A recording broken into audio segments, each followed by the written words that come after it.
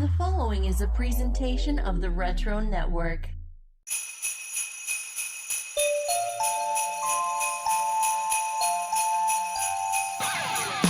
Come on in, sit a spell. We've got stories and jokes to tell.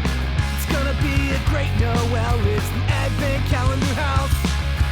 Muppets, Batman, Smurfs, and even Garfield's Halloween. We're gonna take a trip down memory lane. Frosty, Rudolph, and a bunch you've probably never seen. It's Mike and pals that come to entertain. Turn the knob and lift the latch for fun and laughs that can't be matched. But just beware the icy patch. It's the Advent Calendar House. Welcome to the Advent Calendar House, a podcast that has decoded the intel from the weather department and it confirms the worst. Somehow Frosty returned. Friends, I've already done 200 of these. You know all my favorite holiday specials and then some, so now we're going to really get into the weeds going forward. And today's special is one I haven't even watched all the way through till now. And let's stop delaying the inevitable and face the oncoming blizzard. That is Frosty Returns.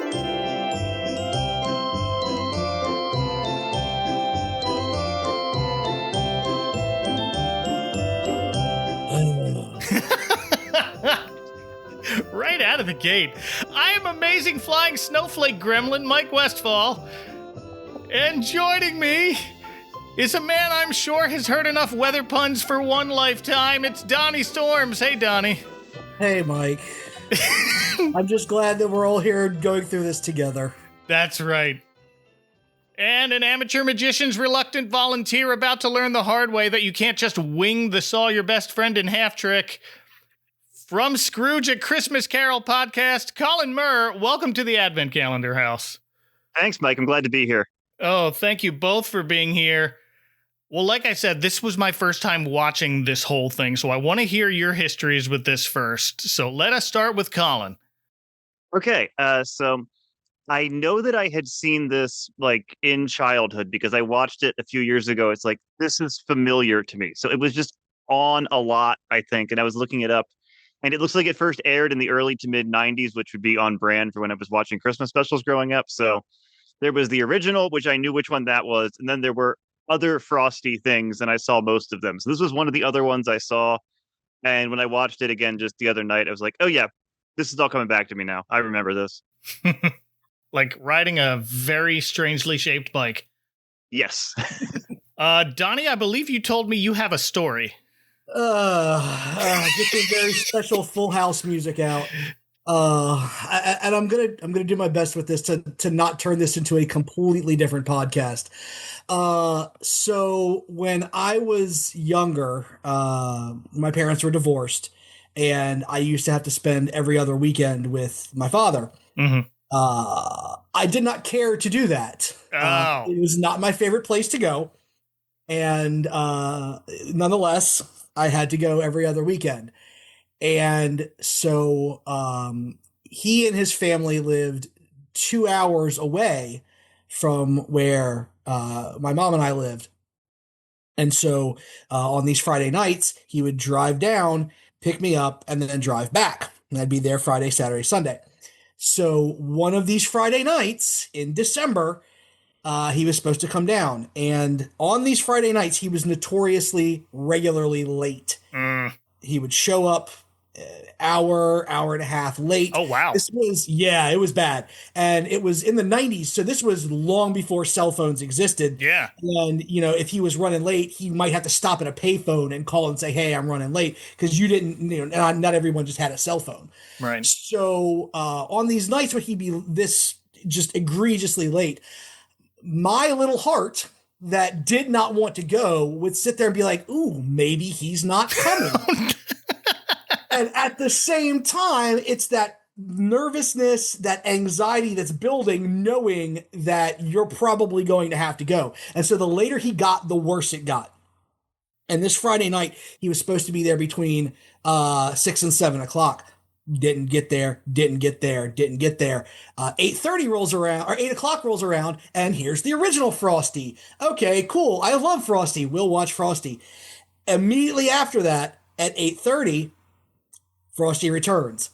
I've never seen this before in my life. My first exposure to this was me being a ball of nerves, waiting for my late, perpetually late father to show. I wonder what's my late father. My perpetually late father to show up to pick me up, and having to sit through this special while also being a ball of nerves.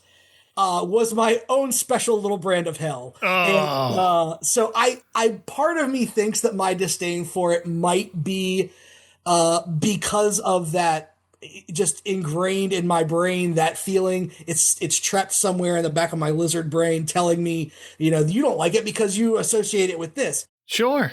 And then I watched it last night, and no, and this is just definitely the worst. See, you can let it go now. Yes, I can. Breathe a sigh of relief. Yeah, I had no memory of seeing this even advertised when I was a kid. I only remember starting to see it as a young adult. But it looked like an old Charlie Brown special because this was produced by Bill Melendez. If Charlie Brown was drawn by a 5-year-old. Yeah, well, later Bill Melendez. And it also has Lorne Michaels listed as executive producer. This is his fault, too. Okay, so when I watched it last night, and I watched the whole thing, and then I got to the end credits, and his name is the first one that comes up. The amount of expletives that came from my mouth as I realized he was in charge of this. It was so out of left field. I did not expect to see Lorne Michaels' name there. And you know what? Maybe Mike Myers was onto something, and he really is Dr. Evil. Well, there are 2 SNL cast members in this, and a former SNL host and an SCTV stars. Mm-hmm. Yeah. And I know we're going to get to that, but since you just brought it up, that's the thing I think that upsets me the most is with this cast, this should not be this bad. Right. This cast is amazing. If you look at the voice cast and what they grew up to do, this cast is amazing. And the fact that this is what they gave them to work with is a sin against God. Well, and I'll talk about one of the writers coming up in a bit. But first, let me clarify, this is not a Rankin Bass joint. We are done with Rankin Bass Christmas specials. I did them all. It's just rank. Yes. My sincerest apologies that you had to sit through the stingiest man in town. That one wasn't so bad. Oh, I hate that one. I mean, it's not my favorite Christmas Carol adaptation by any means, but at least it's interesting to watch, and you have the warm vibes of Tom Bosley as a bug for no reason, and and the songs are from that original Stingiest Man in Town with Basil Rathbone. So it was easier to stomach. This also, like Frosty's Winter Wonderland before it, not a Christmas special. No. Nope. There is no mention of Christmas in this, no lights anywhere. This is as secular as you can get without renaming the snowman Frosty. I think it slots in as an Earth Day special. It could work. It could work. It's kind of chilly here this week, and I live in Florida. There's a girl named Holly. That's just coincidence. No Christmas in this. And despite the title posing it as a sequel, there is no other connection to the original Rankin Bass Frosty special from 1969. No, it was hoping you'd forget it. Yeah. Yeah, that's exactly what's happening. I was talking to my girlfriend about this tonight, and I feel like this special is kind of what happens when you buy the rights to... this special is the Friday the 13th Jason Goes to Hell of Christmas special. Because it's like they bought the rights to the thing and they've got to use them somehow, but the people in charge of it don't really know what they're doing. So they just say, yeah, sure, here's Jason. And in this case, it was, yeah, sure, here's Frosty. Yep. Wow. That explains so much. This one is from, the internet can't even agree on when this premiered. No. And I'm not even talking about the day. People cannot agree on what year this came out. Right. Yep. Yeah. The credits of this special say copyright 1992. So Wikipedia and every other wiki this fits on says it first aired December 1st, 1992. No, it didn't. Nope. TV Tango backs me up. No, it did not. So I went back to Wikipedia to check the source on that date, and it's newspaper clipping from 95. Yep. Wikipedia got its own source wrong, whoever's putting that up there. So I look up December 1st, 1995 on TV Tango, and there it is, labeled new as the first time it's airing on television, right after the original Frosty at 8:30 on a Friday night. Well, that explains why I have no memory of this. I was watching Boy Meets World.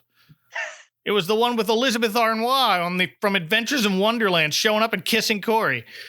Now, had it come on home video before that? Yes, that's what happened. So, this came out on video first in 1993. So no one knows where the 92 date came from. Well, it came from the copyright. So they saw December 1st. They saw copyright 1992. Somebody ran with it, and everybody else ran with it. Frosty groupthink. Exactly. And it took 2 years for CBS to decide, hey, we should put this on TV. And now no one's streaming it. Nobody wants to claim it. Right. So if you want to watch this, I found a couple of copies of the VHS tapes on the Internet Archive. We watched one of those. I have a DVD set that I think you can still probably buy from Amazon if you're still doing DVDs as opposed to Blu-rays. It is not on the Rankin Bass Collection Blu-ray because it's not a Rankin Bass joint. But there is a 2-pack of Christmas specials and I think the only reason we bought it was because it's got Mr. Magoo's Christmas on it. Ooh. And my mom loves Mr. Magoo's Christmas.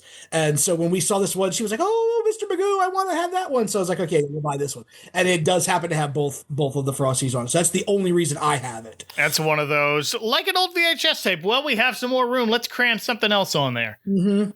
Yeah. So this was a family home entertainment video that opens with a promo for itself.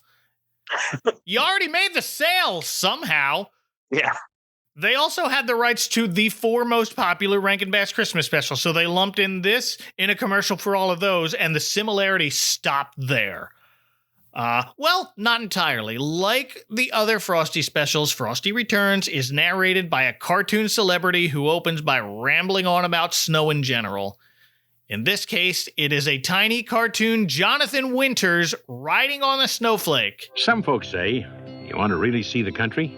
Take a bus, or hop a train, ride a bike. Me, I'm an old-fashioned kind of guy. Stick to what I know, snowflakes. I know it's not for everyone, but so long as you pack light, and wear at least 3 layers of undies, it's a lovely way to spend a winter. Yeah.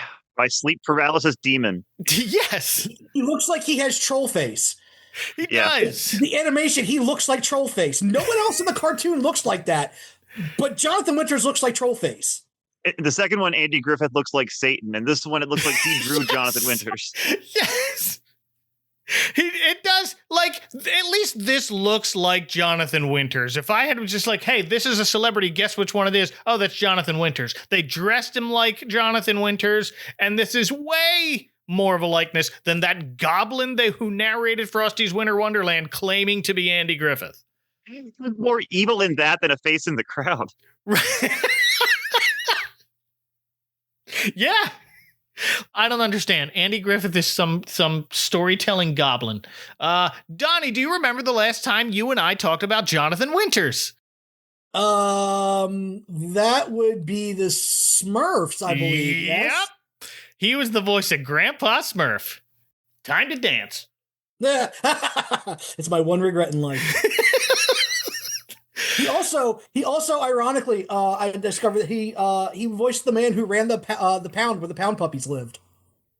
Oh, you're right. Oh, I forgot about that. He voiced the guy who ran the pound where the pound puppies lived. Yeah.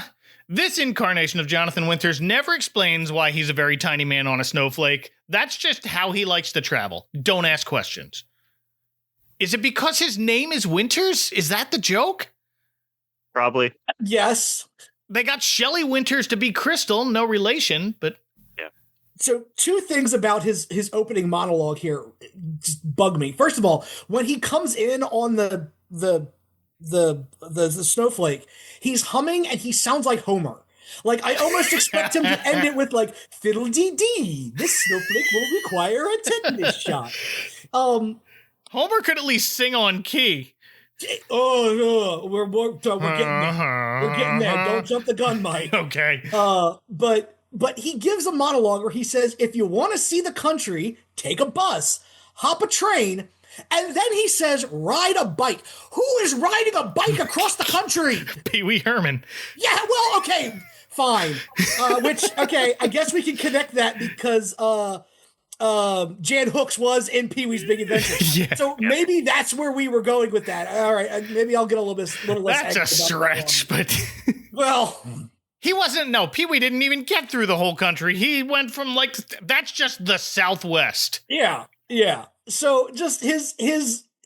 No one has ever said, if you want to see the country, ride a bike. No, if you want to see your town, ride a bike. Yeah. I don't know if I'd recommend that. No. Yeah, you can only go so far. So he rambles on about traveling by snowflake and then just dumps us into the opening credits, which also say this is based on a story by Jim Lewis, whom I know is a Muppets guy. Yes. I Googled that and I was like, is this that Jim Lewis?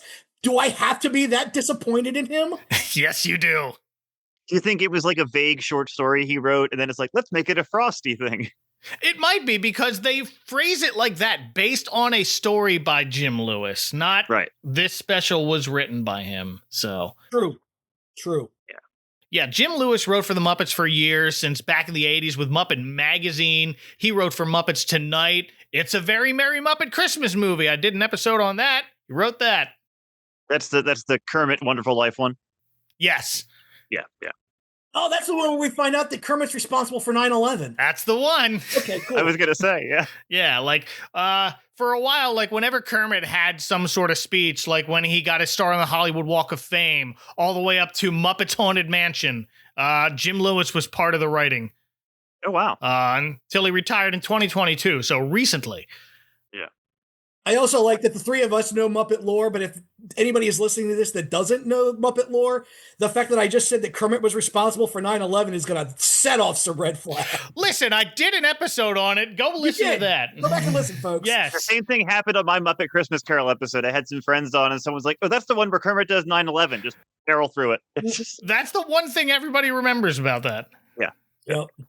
Which is a shame because Joan Cusack crushes it in that special. Sure. Oh, she's great on everything. Everything she is, absolutely. Yeah. So I found an interview with Jim Lewis on an old Muppet blog where he talks about writing the story for Frosty Returns. He said the idea came to him just after he joined the Henson Company, so this was sticking around in his head. And they liked the story, and he wrote a script. And then he said, quote, it went away, and a couple of years later, it came out vaguely like what I'd had in mind. Vaguely. So you're absolved, Jim Lewis. Jim Lewis is just a very nice man who doesn't want to throw anybody under a bus. That's right. So Jonathan Winters on a snowflake takes us down to the town of Beansboro and immediately gets carried away by a dog. A dog that we never see again. Nope, just I'm here to tell the story of Is the town even named in the original? No. In the original Frosty? No. I didn't think so. No. I don't think this is the same town. No, it can't be. I don't care what the title is. This is just some other town. Well, it's like Batman Returns. What's he returning to? He never went away. Right. But he started talking about Beansboro's annual winter carnival, but I guess we'll find out about that later. For now, we catch up with some local kids heading out to play in the snow because school's closed, and they sing this short little song about how they love the snow. I love when the clouds burst open like one giant pillow fight. You stick out your tongue to taste them, the snowflakes so soft and white. These kids look like Charles Schultz drew them. They look like taller Peanuts kids. Except for one or two random people who have round white eyeballs instead of just dots. Yeah, it even has that thing where Charles, I believe his name is, only has glasses and no eyes behind them. Oh yeah, he is totally the Marcy of this special. Yeah. He's the child of Marcy and Linus. Yeah. If Marcy wasn't Peppermint Patty's life partner. But Right. It even sounds like, we'll get to him in a sec. The visuals scream Peanuts, but the music screams Rugrats. Oh, yeah. I don't even know that I can. Rugrats, that's an insult to the Rugrats. It is, but it has that same keyboard effect where it almost sounds like a robot singing. Well, same writer. Yeah. Yeah. Look, as someone who writes music, I cannot tell you how much I hate this song. This short little thing. God, I don't even know where to start. The lyrics are hacky. They do that thing where they're trying to say a phrase, but they can't, like the phrase that they want to use doesn't end in the rhyme for the previous stanza. So they switch around the way that they say it. Yeah. They want to say, oh, you can't throw the rain. That's why the snow is better. And so they change it to the rain you can't throw. No one talks like that. No, well, I mean, some old Christmas carols work like that too. It's just like... yeah, but there's something about the way that there's some artistry to those. Like they meld it. Oh, yeah. And they make it work. And I guess if you have people singing on key, then you can kind of forgive it. In this, it's children screaming. And they use the allotted amount of syllables in old Christmas carols, where they're just trying to cram whatever they can in. Yeah. To eke out a rhyme. And it's one of those call and response songs between the kids who love the snow and the adults who hate it. When the pipes begin to freeze and everybody greets you with a sneeze, when the heating bills will cost the time it takes us to defrost. Because they're the ones who have to shovel and deal with frozen pipes and such. And oh no, I sympathize with the grown-ups now. And there's a rap verse by the villain. Yes. Which we'll get to, I'm sure. Yeah, yes. First. It's going to be this sort of special. Kids think snow good, adults say snow bad. But there's one kid who's not even out playing. She's just watching sadly from her window. This is Holly, voiced by a young Elizabeth Moss, I was surprised to see. Yes. Yep. Charles, if I'm going to perform for the whole town, every trick's gotta be perfect. What's that for? Put it on and get in the box. Hurry, I want to saw you in half. Even though I will admit I haven't watched any of the things she is known for. I definitely recognized her name, but how do y'all know Elizabeth Moss? Well, I mean, I've watched Mad Men a handful of, the series all the way through a handful of times. I'm a big fan. And she was in the remake of The Invisible Man, which is pretty good, and she's fantastic. And oh, yeah, okay. she's in The Invisible Man with what's his name? Oliver something from Haunting of Hill House. Nope, not him. Oh Lord, he was on Leverage. Aldous Hodge. Oh yeah. Okay. Yeah, it's a fun movie. She was also the main character on Handmaid's Tale. Right. Yep. Yeah. Which is probably where I think most people know her from if they don't know her from Mad Men. Handmaid's Tale, Mad Men, West Wing are probably her top three. Yeah, that's right. But I didn't watch any of those, or the 1995 remake of Escape to Witch Mountain she starred in. But I have heard her in other cartoons, it turns out, because if she recorded this in 1992, she turned 10 that year. Around that same time, she was in another Bill Melendez special, It's Spring Training, Charlie Brown, as Patty, not Peppermint, the other one, the OG Patty. And she was also on an episode of Batman the Animated Series. Remember See No Evil? About the Invisible Man? She just can't shake that guy. Oh. She's the daughter of the Invisible Man that he's trying to kidnap, I guess, because it's like his ex-wife's daughter and goes to their house in the guise of her imaginary friend. It's super creepy. Love it. Batman the Animated Series was dark. It was. Like, I'm not breaking any news here, but it's just one of those things when you stop and think about it. Man, that show was dark. That was not for children. I'm waiting until recently to start be like, we got to show the kids Batman the Animated Series. Yeah. Really funny because that was on around the same time that the George Clooney Batman and Robin came out. It's like, I think the cartoon's darker here, guys. Yeah. But here she is, Holly, who is in the house all by herself till her doorbell rings and she opens it and a giant gust of wind blows in her pal Charles. This is the kid who looks like this town's Marcy. Big glasses, slightly raspy kid's voice. Holly, why aren't you playing outside? Wasn't invited. Neither was I. but it's excellent packing. Let's go outside and make a fertility goddess. He is voiced by Michael Patrick Carter, who did a few other things as a child actor. His entire gallery on IMDb is one screenshot of him from a movie called Milk Money with Melanie Griffith. Yes! Oh. And then it's just 7 different images of that same VHS cover of Milk Money in different languages. He's one of the 3 kids that pays Melanie Griffith to strip for them. Yeah. And then he's in the Chris Farley movie Black Sheep. He was one of the Rec Center kids. Wow. And that is his most recent credit. Oh, good for him for getting out. Yep. Here's a deep cut. He's in Child's Play as a voice of the kid in the Chucky cartoon that we see on TV for about a second. I've just come from the Big Guy Clubhouse, and I'll be your friend to the end. Wow. Sorry, Jack. Frosty's back. But here he is, Charles, who wants to know why Holly's not outside playing in the snow, and she says she wasn't invited, and that just crushed me. Sad. It's snow. It's all over the outside. You don't need to be invited to go play in the snow. But I will say that this is the one legit laugh that I did get from this entire special. Like, actual, honest to goodness, I thought it was funny laughter. Was when Charles gets blown in and he starts talking to her. He's like, "Oh, it's snowing outside. Let's go outside and build a fertility goddess." Yeah, like what?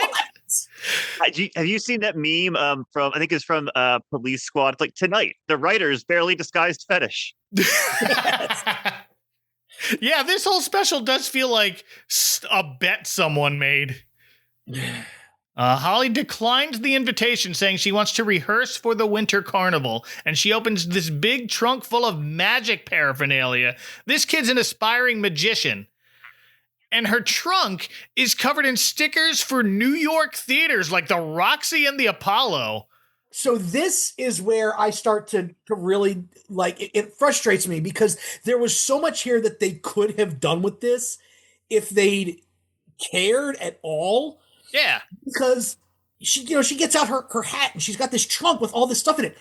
Could they not have tied her to the magician from the original Frosty somehow? Oh, right. Yeah. This is my trunk from my uncle. Oh, I don't even remember his name. Hinkle. Thank you. This is my trunk from my Uncle Hinkle. He used to be a magician. This is his hat. Like, do something. It was right there. Yeah. I have the exact same note.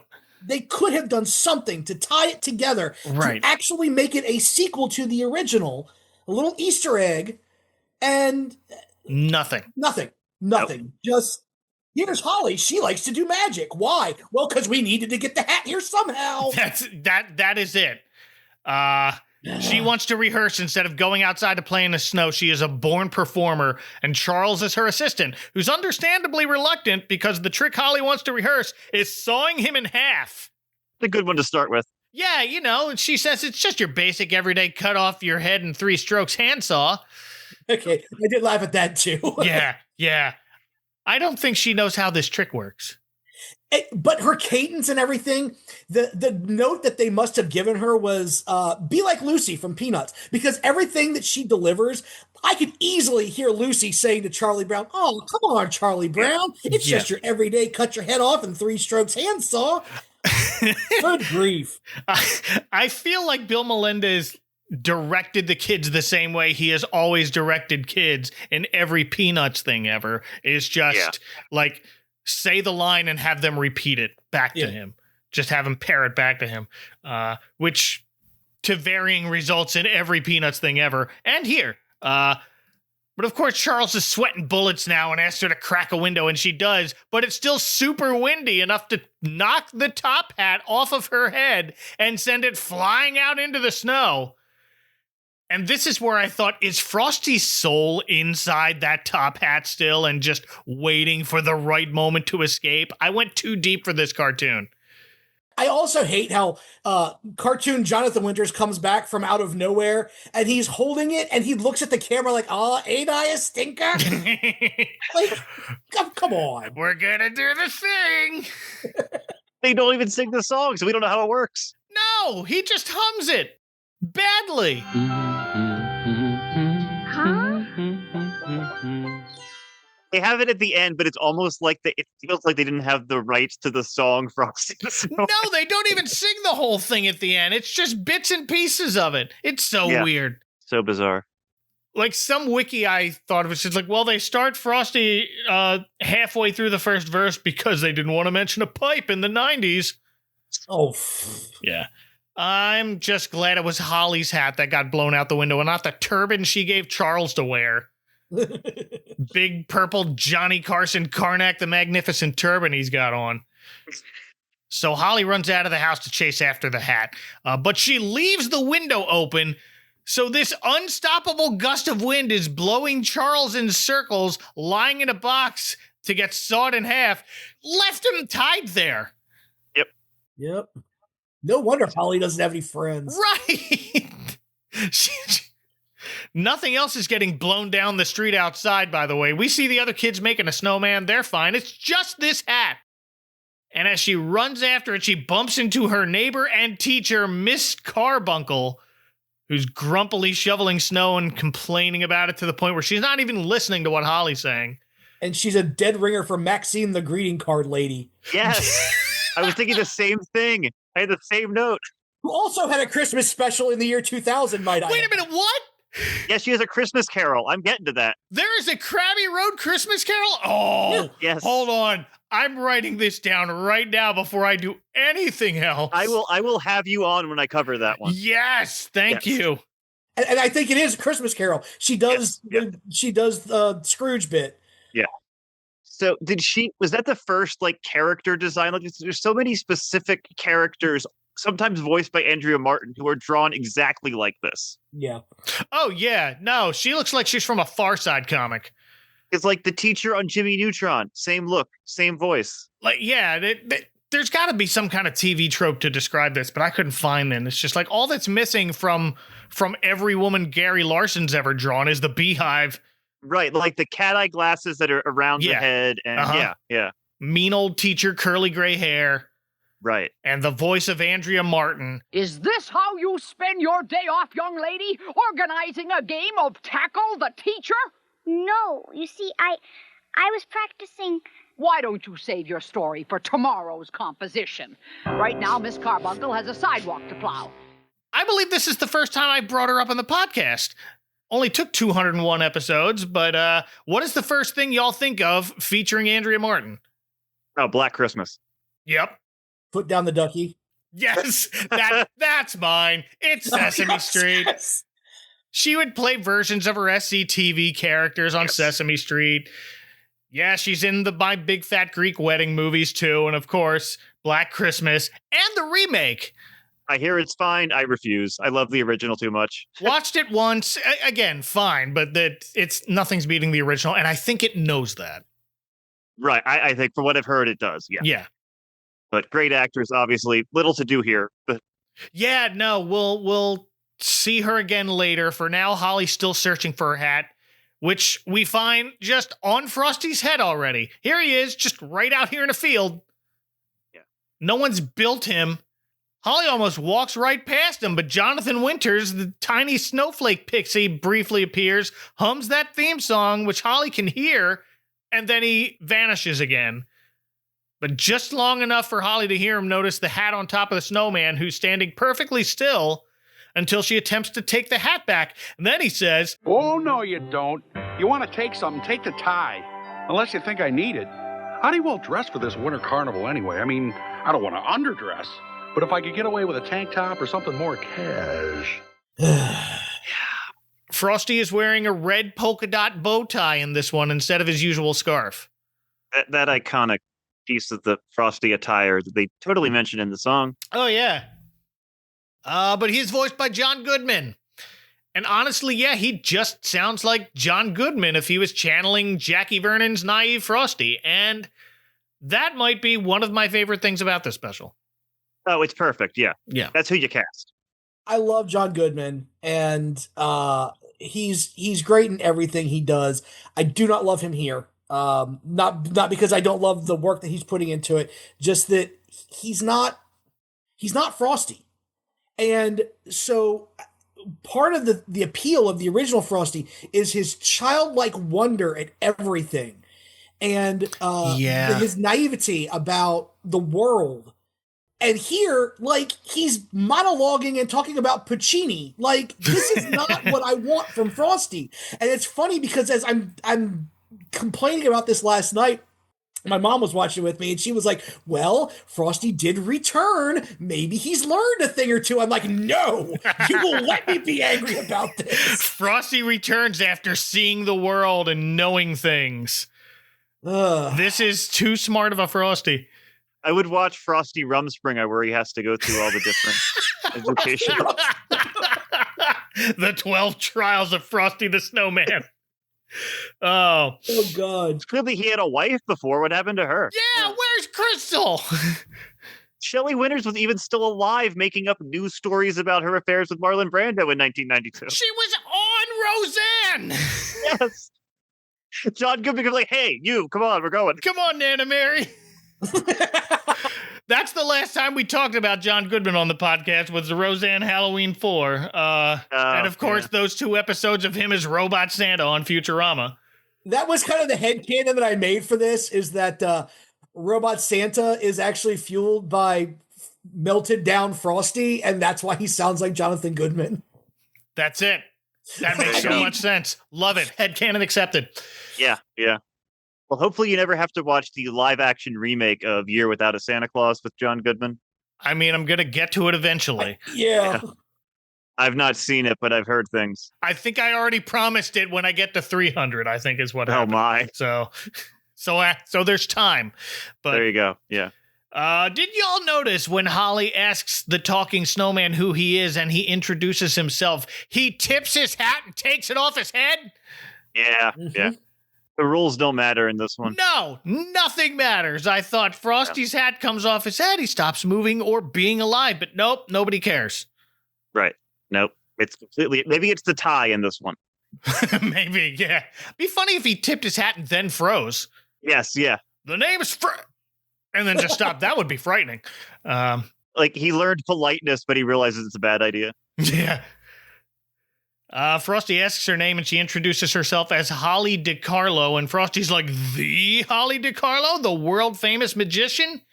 And you think they're going to like build on to something about Holly and her confidence as a magician. Nope.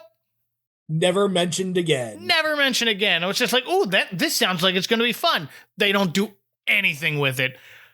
Chekhov's top hat. Yeah. It's been used and now we don't need it anymore. Nope. Holly's rightly confused. She's not famous and adds she's also not a very good magician, but according to Frosty, that's not what your friends say. They don't come back to that either. Nope. No. He's from the future, clearly. Happy Back to the Future Day. We did it. Wasn't even trying. Holly admits she doesn't have any friends besides Charles, and they always fight because Charles always talks about science stuff. He doesn't believe there's anything in the world that can't be explained. You know, my good friend Charles that I left at home tied to a table.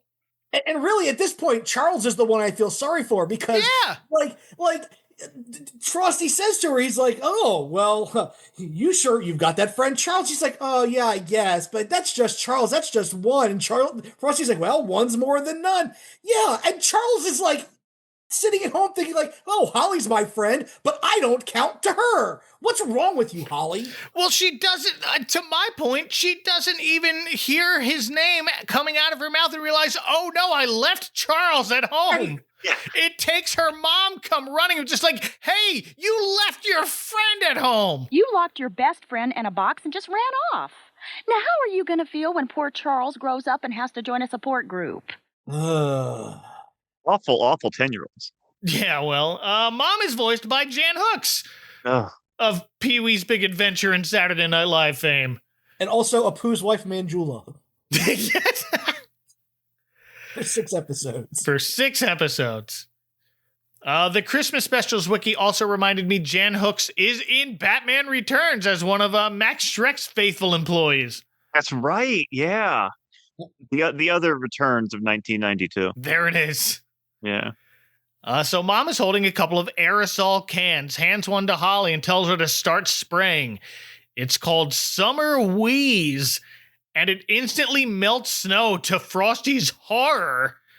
Surprise, kids! This special's about the environment. Summer Wheeze's global warming in a can. Summer Wheeze does not get my seals and Croft of approval. No. But in some good news, by the time this special aired, the United States had already phased out the stuff added to aerosol sprays that was hurting the ozone layer. Because of Frosty. They read the script. Oh, that's it. Yeah. They read the script. Yeah. But you remember learning about CFCs, the chlorofluorocarbons? Yeah. Yeah. Why doesn't anybody talk about the ozone layer anymore? Because people actually listened and did something about it, and it worked. Funny how that happens. Yeah.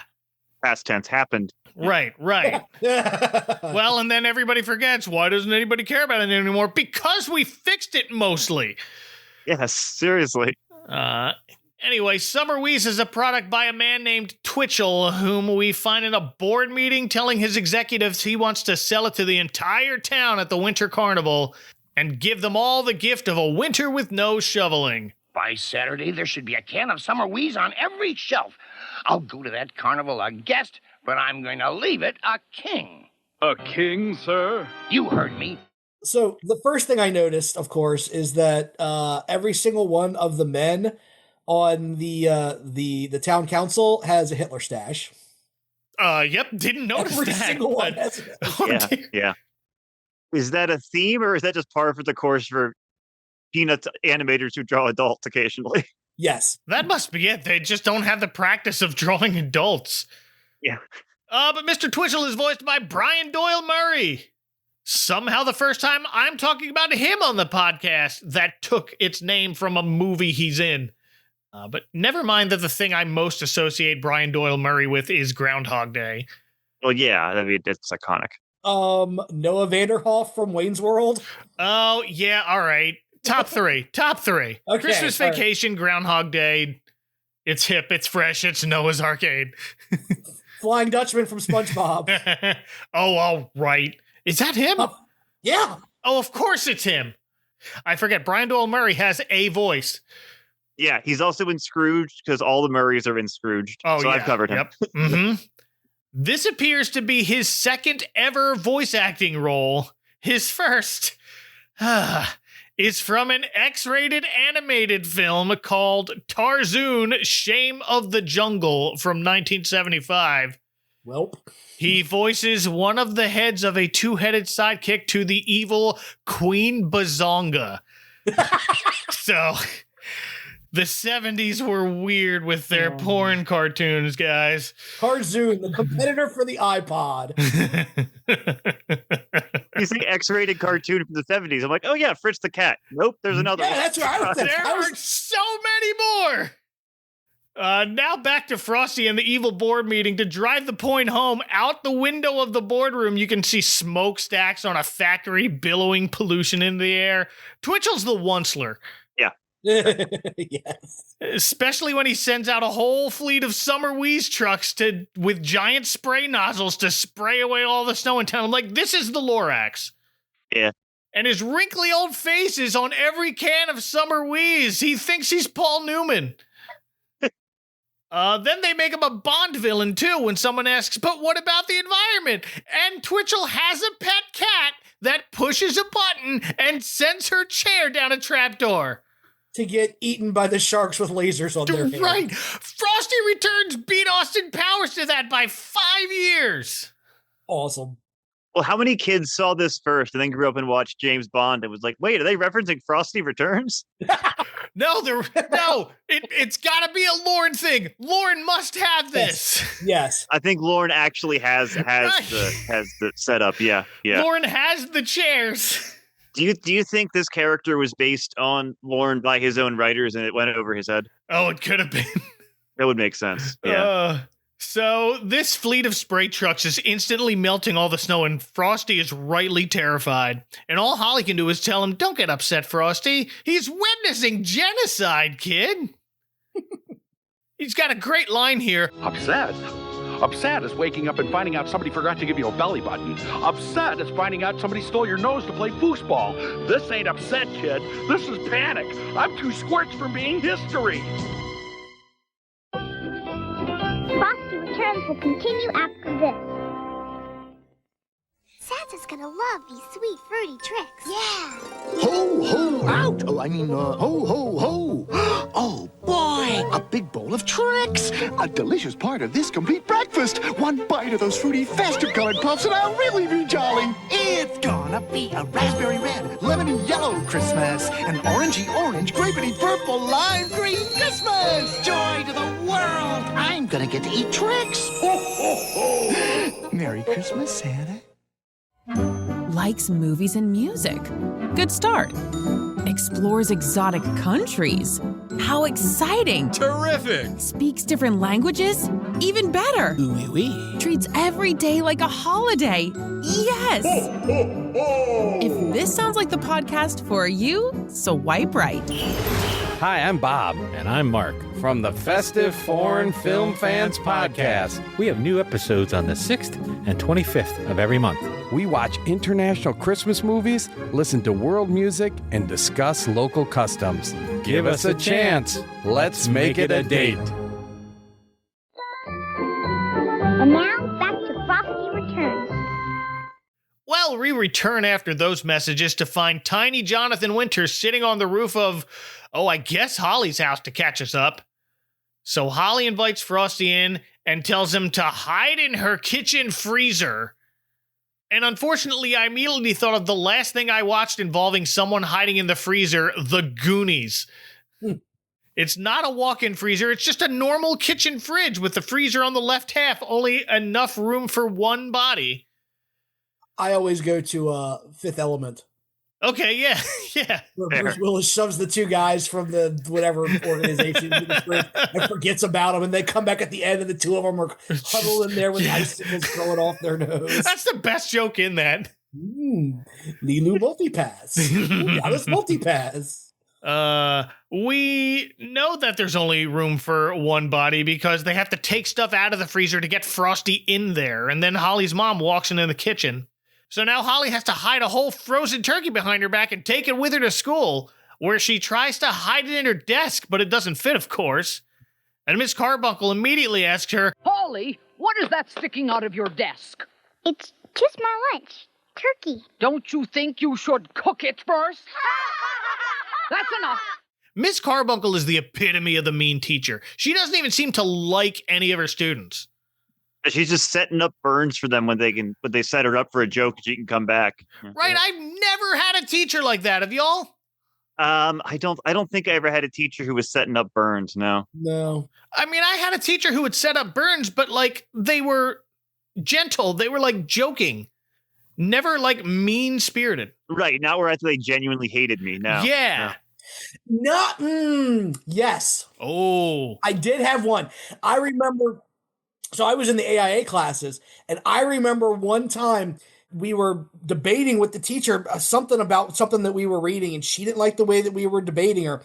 And I remember her stopping class and saying, "You AIA kids," because that's what we called our gifted program, academically, intellectually able, AIA. Okay. "You AIA kids think you're so smart. Well, you're not."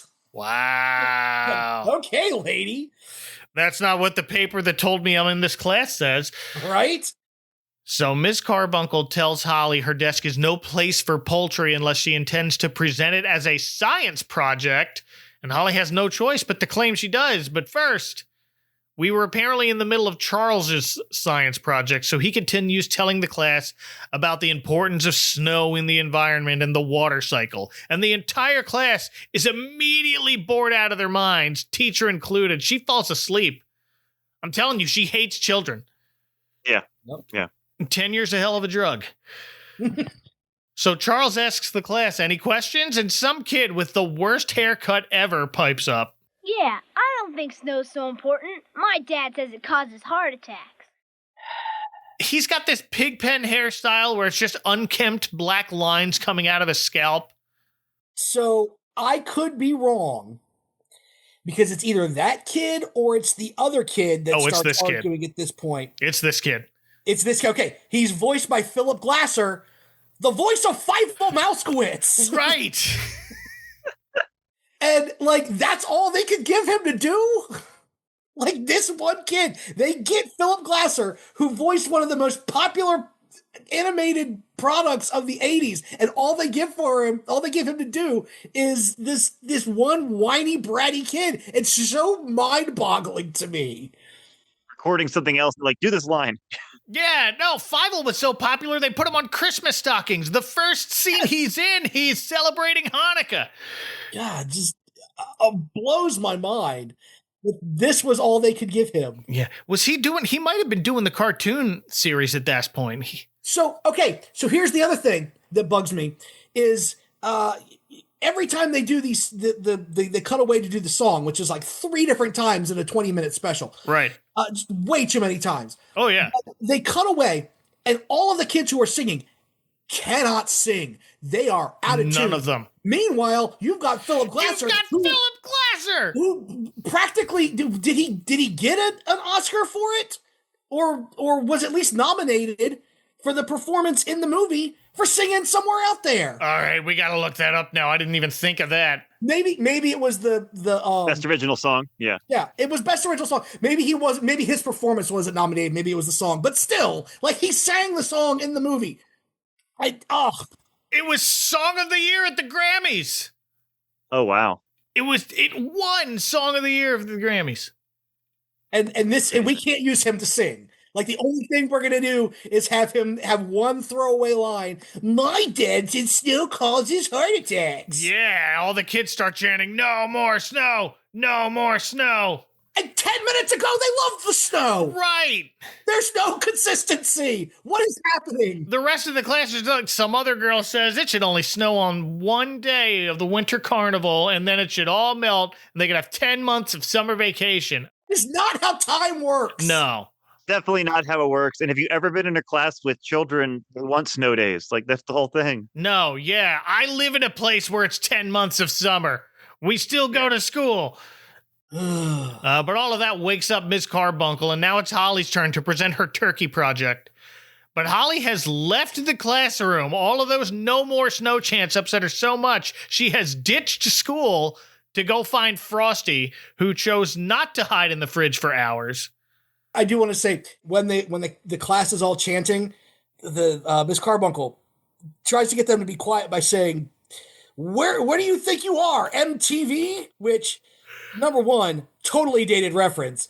But number two, why, yes, Miss Carbuncle, this is some ridiculousness. I wrote that too, because why is there I don't think there's pop culture references in like any Frosty the Snowman special until this. Oh. So awkward. Did CBS and MTV both fall under Viacom at this point? Is that what they're doing? Probably. That might be what they're doing. Like, even the setting does not feel like it's the 90s specifically. That's such an awkward reference. Yeah. That's just like, you kids in your MTV and your Zima. Yeah. Wasn't that his line for Wayne's World? Might have been. No, maybe that's basketball. Maybe that's. Oh, you know what it is? Yeah, that's Ernest Borgnine in basketball. That's Ernest Borgnine in basketball. And your Pac-Man video games. You're right. Close enough. There's no pop culture references in Frosty. There's plenty in the Advent Calendar House. I mean, that's how we do. But yeah, no, the other thing is that when she gets them to be quiet, the audio cut is it cuts so abruptly. It's like children laughing, children talking. No more sound. Silence. No more snow. Hey, no more snow. Simmer down now. Where do you think you are, MTV? It's so hacky. It's so poorly done from an audio engineering perspective. I just don't. There are so many things about this. The production. I don't even mean the plot, the voice acting. None of it. The production and the way that this is put together was so cheaply done. And there's so many little things that I could pick apart that we don't have enough time for it. I mean, don't. Okay. The fact that, it took them 3 years, right? It was made in 92 and they didn't come out until 95. They could have fixed that. Well, they put it on video in 93. So, but okay. Since we are talking about the production here, I will point out, if you look at the credits, the voice recording done by Buzzy's Recording Services, which just immediately this is going to be low rent. Yeah. The music recording was done by a company named Mutato Musica. And the music mixing was done by Bob Casale from Devo.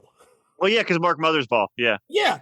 And my favorite fact about Bob Casale from Devo is that he died in 2014, was cremated, and had his ashes put in a giant 3D printed urn that looks like one of the Whippet hats. Yeah.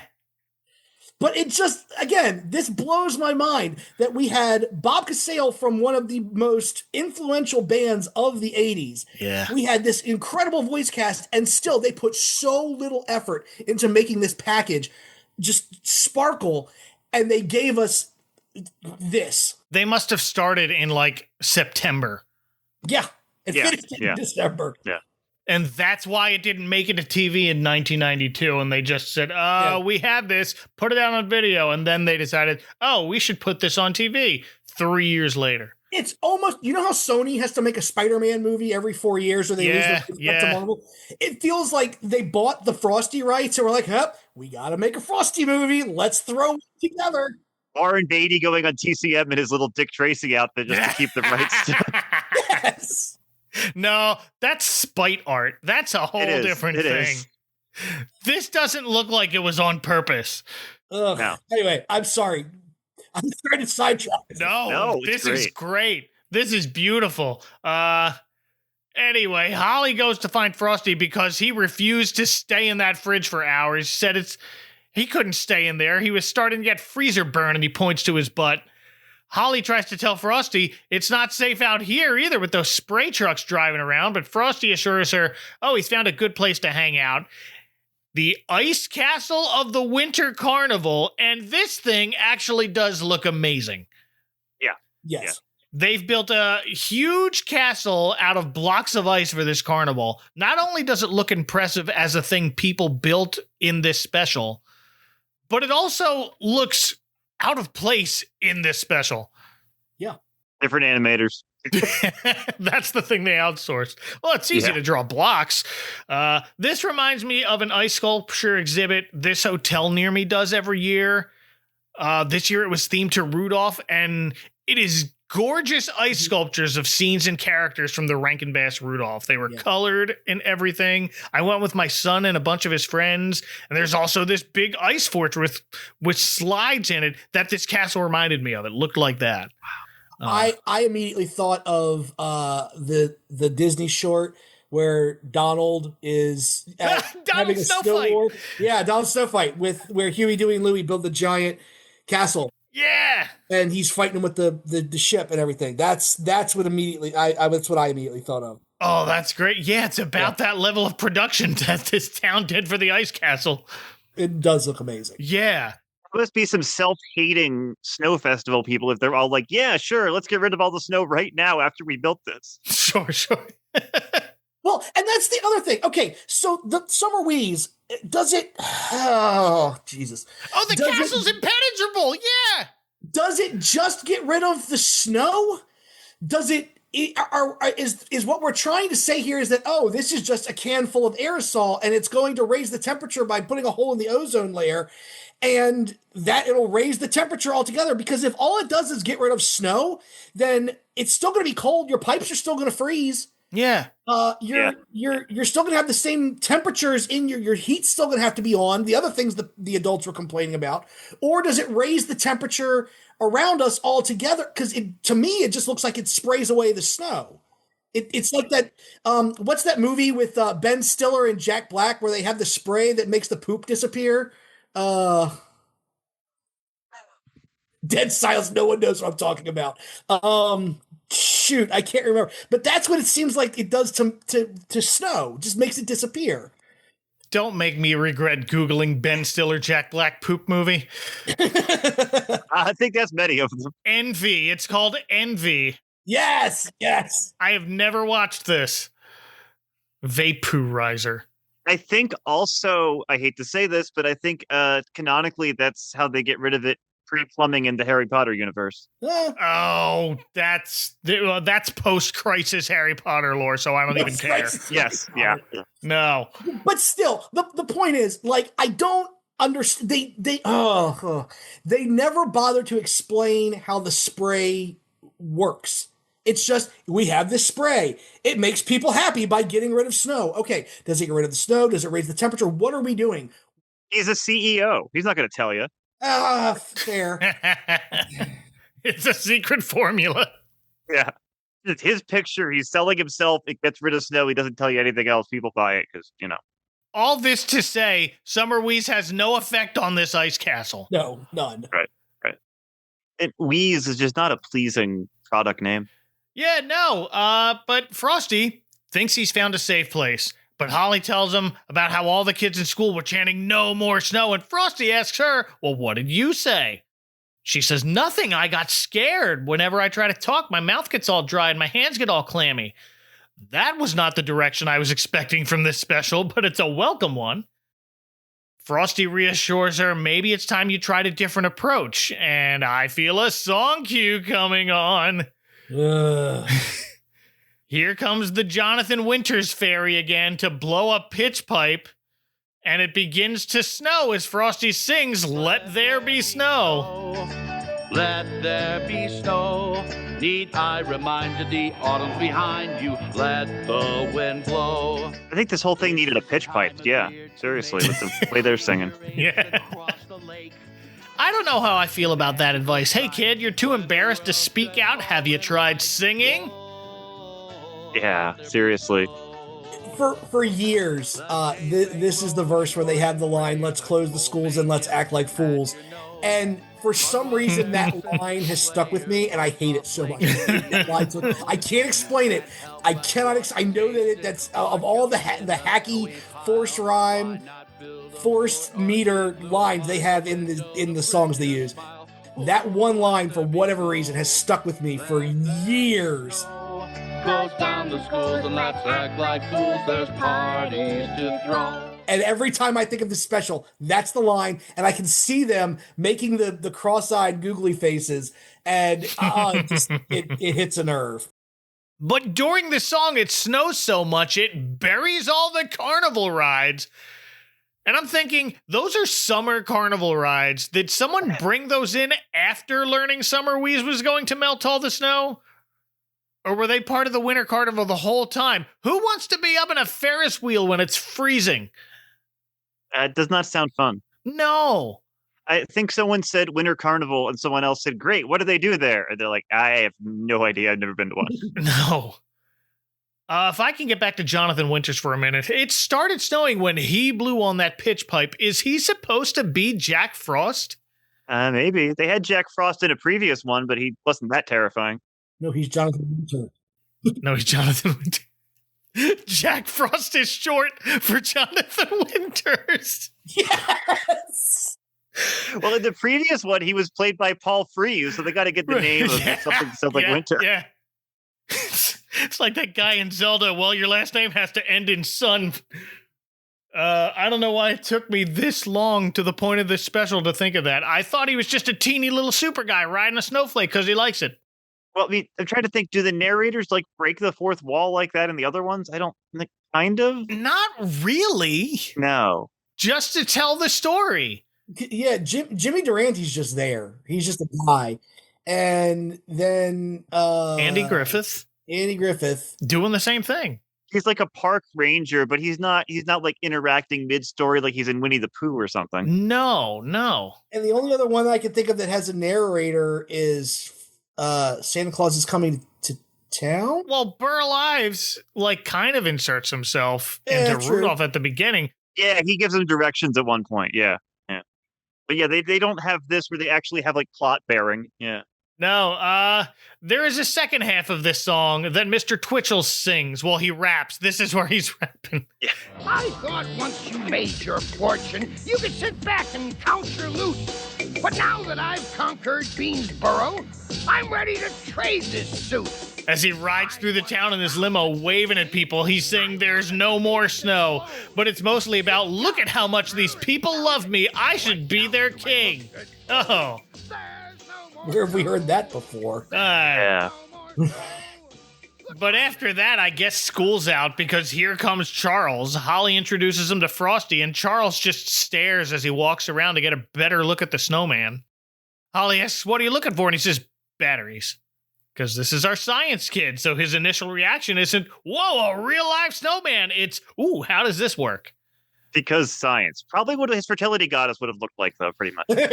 You know, you're not wrong.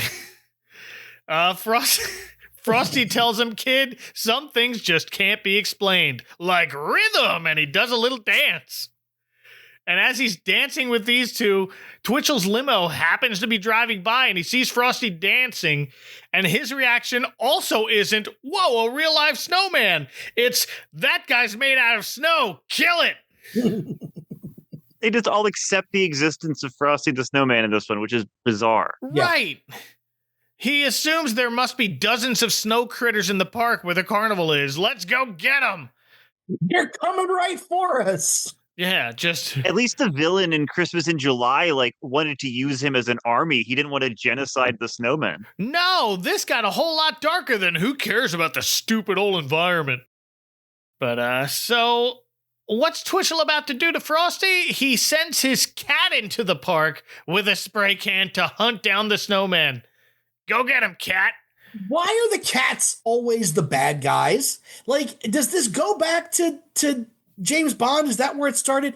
Because probably the mayor of the rival town in Paw Patrol, all of his cats evil every time. Because cats are the opposite of dogs, right? Well, but why are the cats the bad guys and the dogs are the good guys? That doesn't.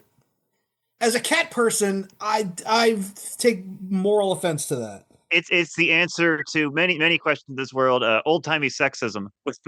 Yeah. Witches having cats stereotype, because a lot of women who were seen as outcasts had cats, and that's how it led to witches having cats, and I assume that transferred into cats being villains. You know, that's it. You're absolutely right. Colin with the logical answer. Way too much study of witch trials. Yeah. It's a simple version, but I imagine that's part of it. Yeah. So now Frosty, Holly, and Charles are all hiding in the big ice castle as the cat wanders through the park, spraying all the snow. Again, ice castle seems to be fine. Don't think about it. The cat certainly isn't. Giant fortress made of ice blocks? No one would hide in there. Definitely not someone made of snow. No. Well, the cat does manage to hit Frosty, even though he's inside the castle, because now there's a big giant hole through the middle of him. He hits him with the Frosty becomes her. Yes. Me and Colin with the same joke. Also. Yes. We were all thinking it. Yeah, we were. Did this come out at the same time? Was this... What year did Death Becomes Her come out? Was this the same 92? Year. Well, okay, It was definitely a reference then. 92? Oh. Wow. Good old Robert Zemeckis. Yeah. At least we never saw his terrifying 3D Frosty the Snowman. Yeah, no. Not yet. There's still time. True. There's still time. And Holly says there's hardly enough snow left on the ground to patch you up right before we go to another commercial. What are you talking about, there's hardly enough snow? They're standing on snow. You're standing on it, dude. Geometry is hard. Yeah. So Act 3 opens with Jonathan Winters again. This time he's sitting on a marshmallow floating in a cup of hot chocolate like it's a beanbag chair. I hate when I get to the bottom of my cocoa glass and there's a Jonathan Winters just sitting there. I know. Every time. I don't even care about Frosty anymore. I want a special about this guy. Starts rambling about sometimes it pays to have a man of science on your side. And we see Charles dragging a very large bag into the park, which is now completely devoid of snow. But the ice castle is still standing perfectly unharmed, surrounded by green grass. Gee, this place is starting to look drier than Miss Carbuncle's knees.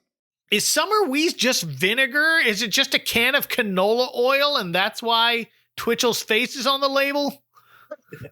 Twitchel's own salad dressing. But what's in the bag, Charles? It's a pile of snow he's been saving in his freezer for the science experiment that he was talking about. And he brought it to help patch up Frosty, who, again, is standing on a ground full of snow inside the castle. What experiment? He didn't talk about it. Oh. He was talking about the water cycle. He was talking about the water cycle. That's not an experiment. Facts are not an experiment, Charles. Oh, so many holes in this. Yeah, including Frosty. Yes. They fill up his middle and do a celebratory dance. And then they walk out of the castle and realize there's no more snow anywhere else.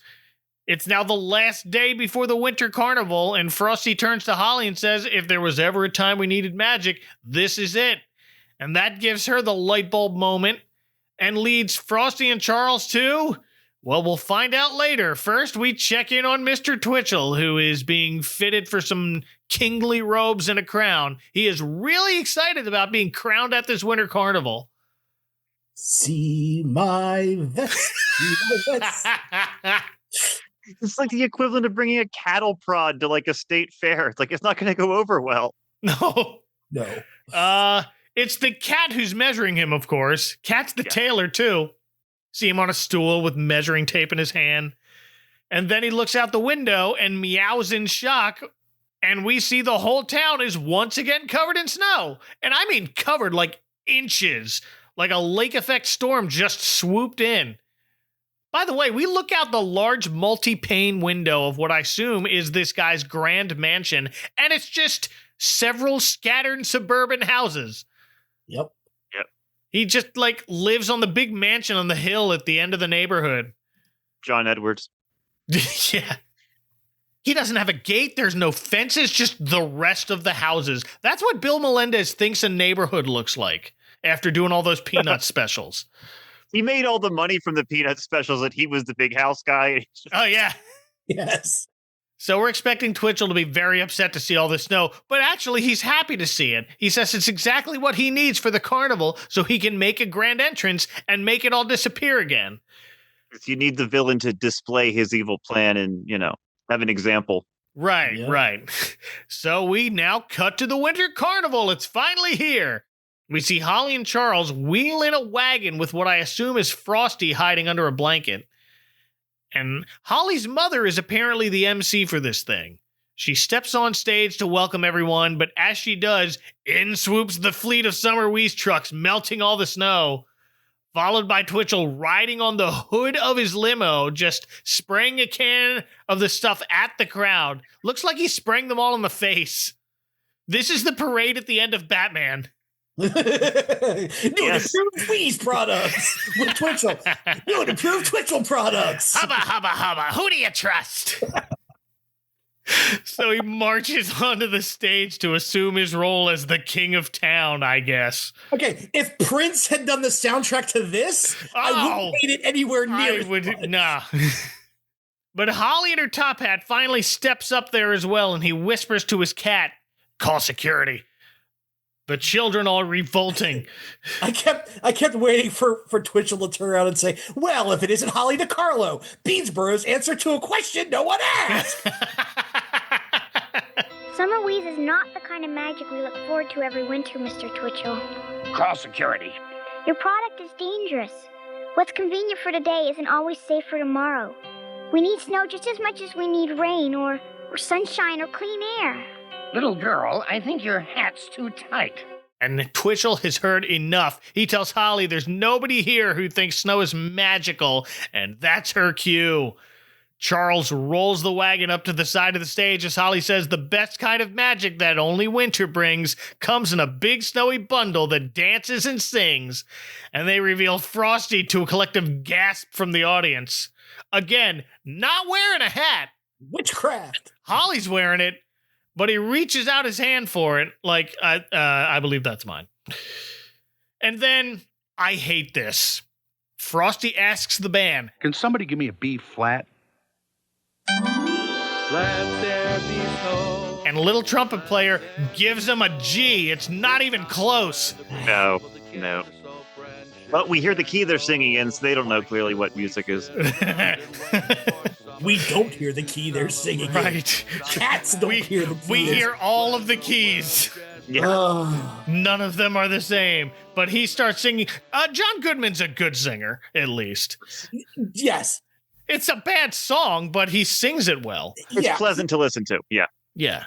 But he sounds like the way that it's recorded sounds like instead of putting them in a studio with the sound in the background and mixing it and doing all the work to make everything come together.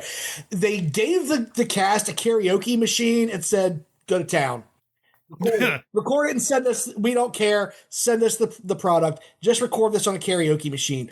Because when they sing, they're not singing together. They're very clearly off. And I wonder, like, I part of me wants to be like, were they going for some authenticity where it's like, oh, we're singing, we're all singing together. But no, it really just feels like it was cheaply done. Yeah, we're doing this in one take. And when Charles sings his part here, my God. But once there's a 6-inch layer. And Philip Glasser! No, when Charles sings his next part, the characters in the cartoon grimace and cover their ears. Yeah. They should have. Yeah. Like it's Frosty, Holly, and some girl who randomly joins in who looks an awful lot like Karen from the Rankin Bass special. Yep. That is the only call out to this special. It's a nice little Easter egg that, hey, this looks like Karen, but that's it. They don't mention it or anything. Remember her? She was a character. She had personality. What's she doing in this? Nothing. Yeah. Anyway, as Frosty is singing, the sky opens up and it starts snowing again. The sky obliges. And we see the townspeople toss cans of summer wheeze on the ground. So now they love snow? Now they love snow again because the singing, dancing snowman convinced them. They're just swayed by whoever sang the last song. Yeah, that's it. And we see Twitchell order his cat into one of the summer wheeze trucks. Of course, the cat can operate heavy machinery. Yeah. You can't draw a line at cat can drive truck when you've already accepted singing, dancing snowman, I guess. That's very funny that he has a whole board of like businessmen. Presumably he could be making do this, but he's like, nah, I trust the cat. Yeah. What's even more confusing is somehow the truck ends up on the roof of the ice castle. Sure. Just so they can show it falling off and crashing into a frozen pond through the ice. And you know what? The funny part about that is that when they crash into the ice, there's enough of a beat where you almost think like, Jesus, they're not going to come back. They dead, but they do eventually come back up from under the ice. Everybody's fine. Or Frosty Returns just refers to that scene. Yes. Well, the important part of all of that is nobody stops to help them out of the frozen pond. Not at all. We just see Twitchell and the cat poke their heads out of the water, and everyone else's town is still singing in front of them. To their faces. Holly's mother brings out a box with the crown in it to declare Frosty king of the winter carnival. Gives his meaningless hat back to Holly to put it on as Miss Carbuncle and some other neighbors bring out a royal robe to put on their new hero. What power comes with king of the winter carnival? Because it sure sounds important. Nothing. They get a sleigh ride. Right. A sleigh pulled by nothing. They really seem to care about it. Then it's just like it's an honorific. It's nothing. Yeah. No, the sleigh doesn't even have a horse. We see tiny Jonathan Winters give it a push, and off they go singing their song. They do pull up to the pond where Twitchell and the cat are, but those two get out by themselves. No thanks to any of y'all. There's not even a literal save the cat moment. It's just no. He gets out shivering as Holly walks up to him again, basically tells him, I was just helping a friend. It's nothing personal. And Twitchell grimaces, you got your snow back, so why don't you leave me alone? But Holly's here with a peace offering. She invites him to take a ride in the royal sled. And Frosty steps out and wraps the robe around him and puts the crown on his head. That's all he wanted, the stupid crown. Well, they sure nailed that fascist CEO leaders are really only into the imagery, so. Yeah, yep. One thing they got right. Yes. But we're at the end of our story now, and Holly notices Frosty's not climbing back onto the sled, so she asks him where he's going now, and he says it's time for him to move on. I think it's time to move on, kid. Visit another town, make some new friends. But you've got friends. Here. Well, at least one friend. One friend is a lot different than no friends. One friend is plenty. You're right. Especially when it's you. I'm a loner, Holly. A rebel. weird goodbye scene to just establish I must go to some other place where I'm needed. The other sequel that comes later, The Legend of Frosty the Snowman, does that too. And why do people think like Frosty is this nomad wandering the earth who must go where he's needed? That is by no means in the original. No, I don't know. It just eventually it's not going to be snowy anymore, so I have to leave. Right. In fact, doesn't he like do the original Frosty song is like anarchy? He leads all the people down the streets of town, and they march through the center of town doing all kinds of just jaywalking or whatever. I don't know. Right. Yeah. And then he says he'll be back to them someday. He's not going where he's needed now. No, this is new lore that we did not need. You can't establish new lore in the fourth one. And he needs a magic. Okay, so does he just go wherever magic hats are because he needed a? Oh, perhaps. I don't know. And a bunch more weird lines before he leaves. Give me some time to find a new bow tie. This time, no polka dots. And by then, I'm just like, just go, man. You're stalling. The bow tie's not magic. Take it off if you don't like it. Right. No one's forcing you to wear that. Is it a Yogi Bear bow tie? No, it's not. They animated all of them. I thought it was just like, is it one of those Hanna-Barbera tricks where they only want to animate his head? Nope. But as another heavy gust of wind swirls in, Frosty walks into it and he's gone. Holly sadly waves goodbye as Charles calls her back to the sled to join the carnival parade. When I was a young boy. It's the white parade. My snowman took me into the city to see some summer wheeze. Yes. Don't rewrite that whole thing. This special's not worth it. It's really not. Coming up on a concept album of Frosty Returns themed songs. And then Jonathan Winters is just back on a snowflake to wrap things up. And so the folks of Beansboro got their winter carnival after all. A tradition was saved. Summer wheeze was permanently canned, and Mr. Twitchell decided to make sleds instead of trouble. Oh, that's nice. They couldn't have drawn that?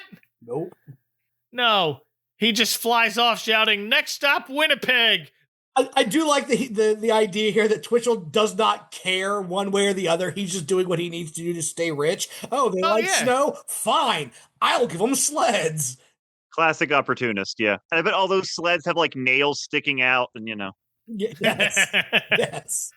But that's it. It ends as awkwardly as it begins. CBS aired this annually for decades until NBC picked up the rights to the original Frosty in 2024 and chose not to follow it up with Frosty Returns. Oh, no.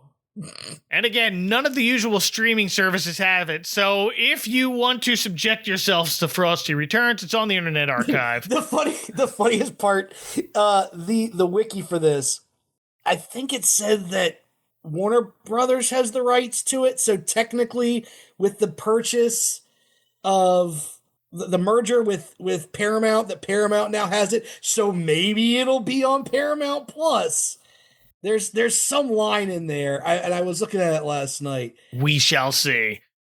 It's just funny that there's any kind of rights argument over something this throwaway. In 2026, CBS's parent company, Paramount Skydance, emerged as the winning bidder for Warner Brothers Discovery, placing the special into that channel's substantial library of holiday content.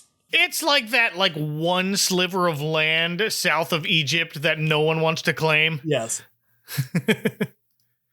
Any final thoughts on Frosty Returns? Better than those direct-to-video Rudolph sequels from the 90s. They're coming. Yeah. Frosty Returns is the power glove of Christmas specials. You get excited for it because it's connected to a thing you love. There's a bunch of promise, and in the end, it's cheaply made and so bad. It's literally so bad. It is, yeah. It is the ghost of Frankenstein of the Frosty the Snowman special.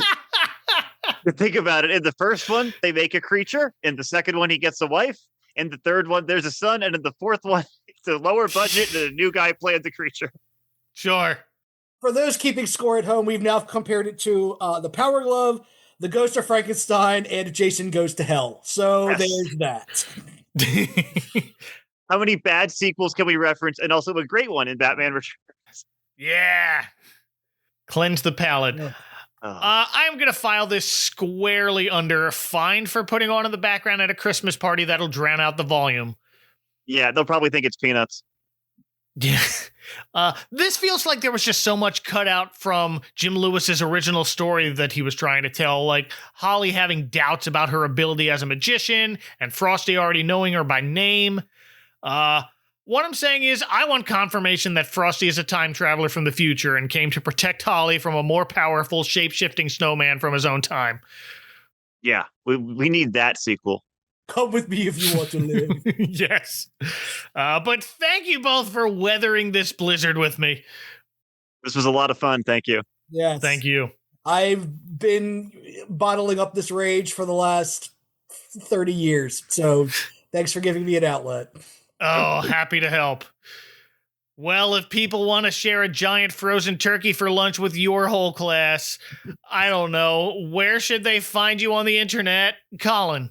I am at Scrooge Pod on social media, or just Scrooge A Christmas Carol podcast, doing once a month right now. This month I'm going to be talking about Veggie Tales and Easter Carol, which is a springtime/Easter version of A Christmas Carol. No, you're not, because this is July.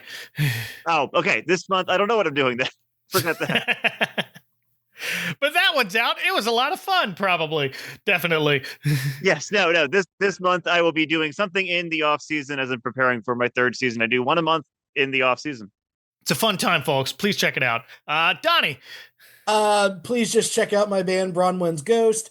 Michael link it in the notes. We have a SoundCloud. One day there'll be original music up there. Maybe. I don't know. Until then, enjoy our Misfits covers. And the theme song to this podcast. Well, of course. Thank you for my theme song written by real human beings. By our magnum opus. The theme song from the Calendar House. Please check out all of those things. You can find those links in the show notes of this episode, and you can connect with me at adventcalendar.house, and that'll show you everywhere on the internet where I wish to be found. I will talk to you all again in a couple of days for, we haven't done Valentine's Day in July for a while. Let's do that. So you might solve the mystery of what special we're doing if you just wait a few seconds for this episode to end. Till next time, for Colin Murr and Donnie Storms, from my giant ice castle in the park that's miraculously impervious from the greenhouse effect, this is Mike Westfall reminding you to mind the icy patch, and no, I will not be getting rid of it with summer wheeze. Y'all can just step over it. Learn from our mistakes. Good night. Hurry on his way. Let me wave goodbye, saying, don't you cry, I'll be back again someday. This has been a presentation of the Retro Network. Next time on the Advent Calendar House.